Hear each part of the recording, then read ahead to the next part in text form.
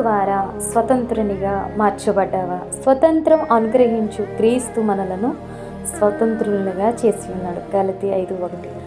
అనేక వేల మంది యాజకులు, శాస్త్రులు, పరిసయ్యులు నిత్యం స్తోత్ర బలితో కలకలలాడే దేవుని మందిరం నిత్యం యాజకులు తమ కర్తవ్యం నిర్వర్తిస్తూ యాజకత్వం చేయుచున్నారు.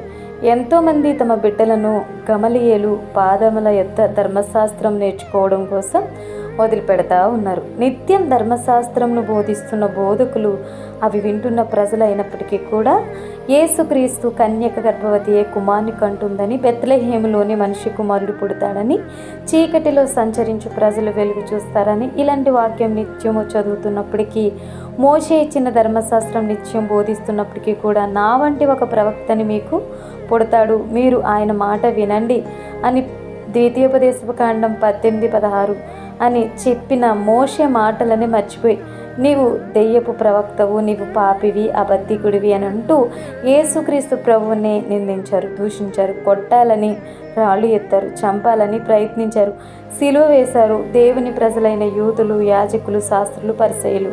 నేడు మనలో ఇలాంటి వారు అనేకులు యేసు ప్రభు లోక రక్షకుడని నమ్మి బాప్తీసం తీసుకుని నిరంతరం వాక్యం వింటూ చదువుతూ బోధిస్తూ అనేకులను విమర్శిస్తూ కూడా ఆ వాక్యాన్ని అంగీకరించి అనుసరించి జీవించని వారు, ఆ వాక్యం యందు విశ్వాసం ఉంచని వారు, ఆ వాక్య భావం ఏమిటో గ్రహించని వారు, ఆ వాక్యమును బట్టి బ్రతుకుని మార్చుకొని వారు, ఆ వాక్యముని బట్టి సిద్ధపడిన వారు.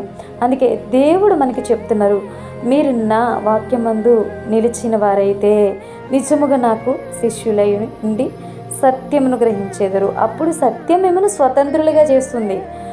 మార్గం, సత్యం, జీవం మనకి తెలుసు. దేవుని వాక్యమే సత్యము అని వాక్యం సెలవిస్తుంది.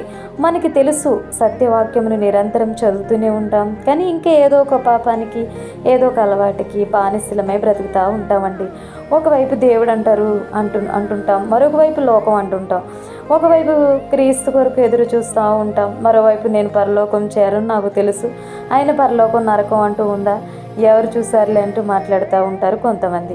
కారణం ఏంటి అంటే సత్యం విషయమై అనుభవ జ్ఞానం పొందకుండా ఉండడమే, సత్యవాక్యమందు మనం నిలబడకపోవడమే, సత్యవాక్యానికి విధేయత చూపించకపోవడమే. అందుకే నేడు దేవుణ్ణి మనల్ని హెచ్చరిస్తున్నాడు దేవుడు, సత్యం మిమ్మల్ని స్వతంత్రులుగా చేయును అని.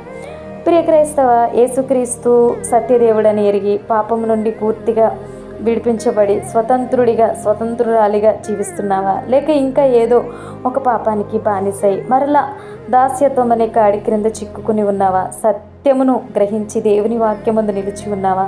లేక దేవుని వాక్యమును విడిచిపెట్టావా? యూదులు, యాజకులు, శాస్త్రులు, పరిసయ్యులు నిత్యం బోధిస్తున్న పరిస్థితి పాటిస్తూ ఉన్న ఆ వాక్యం ద్వారా సత్యం ఏమిటో గ్రహించలేరు. కాబట్టే సిలువ వేశారు. నిత్యం దేవుని వాక్యం చదువుతూ వింటూ కూడా ఆ వాక్యాన్ని బట్టి మనల్ని మనం సరి చేసుకోకుంటే, ఆ వాక్యము ఎందు స్థిరముగా లేకుంటే మనము కూడా యూదుల వలె సత్యమేమిటో గ్రహించక సత్యదేవుని విడిచిపెట్టబడతామేమో. కాబట్టి ఇప్పుడే ఒక్కసారి మనల్ని మనం పరిశీలించుకుని సరి చేసుకుందాం.